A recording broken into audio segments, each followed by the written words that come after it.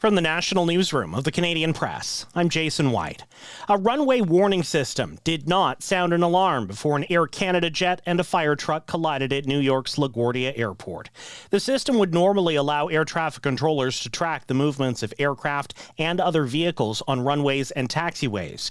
But U.S. National Transportation Safety Board Chair Jennifer Homendy says the system did not work as intended because the fire truck did not have a transponder. Even though we don't have a recommendation, air traffic controllers should know what's before them, whether it's on airport surface or in the airspace. They should have that information to ensure safety. Now, that's not an NTSB recommendation, so I want to be clear, but it could be. 2 Air Canada pilots were killed and 40 people were injured in Sunday night's collision with the fire truck.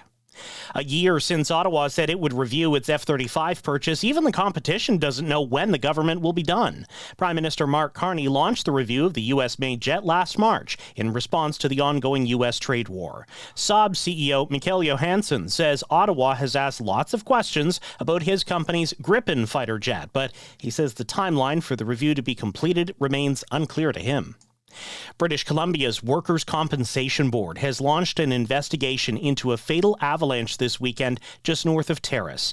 The agency says it's been notified of the Mount Noss avalanche as a serious workplace incident.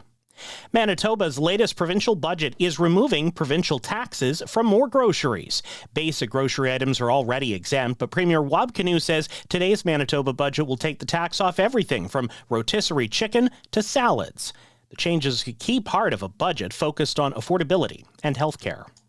Federal Liberal Party members will debate several ideas next month at their national convention in Montreal. One idea is the federal government should be able to invalidate provincial laws over relying on the notwithstanding clause to bypass charter rights.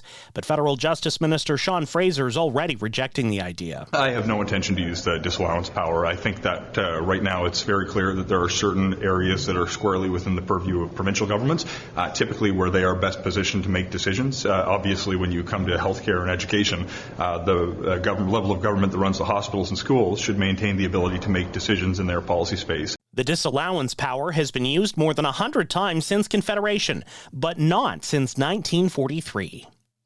This weekend's debut of Project Hail Mary is the latest in a winning streak for originality at the movies. The sun is dying. Project Hail Mary notched the biggest non-franchise opening weekend since Oppenheimer. The recent run for originality in theaters and at the Oscars this year may suggest audiences are eager for something different from the same old, same old. This is the Canadian Press. In sports, the Ottawa Senators continue their postseason push tonight in Detroit. Sens have won 8 of their last 10 games and sit 2 points back of the New York Islanders for the last playoff spot in the NHL's Eastern Conference. Meanwhile, the Edmonton Oilers can make a move in the Pacific Division standings when they visit the Utah Mammoth tonight. Oilers are just 1 point behind the Vegas Golden Knights, who are visiting the Winnipeg Jets. Elsewhere, Montreal hosts Carolina, Toronto visits Boston, Calgary welcomes Los Angeles, and Vancouver entertains Anaheim. The city of Toronto and Maple Leaf Sports and Entertainment have unveiled several stadium upgrades ahead of this summer's FIFA World Cup. Liberal MP Vince Gasparo says Toronto wants to give fans a top-notch experience. We're proud to host the World this summer and to share everything that makes our country, our city, so special. The upgrades include 4 LED boards at each corner of the stadium, 32 new suites, as well as upgraded arena audio and Wi-Fi. From the Canadian Press, I'm Jason White.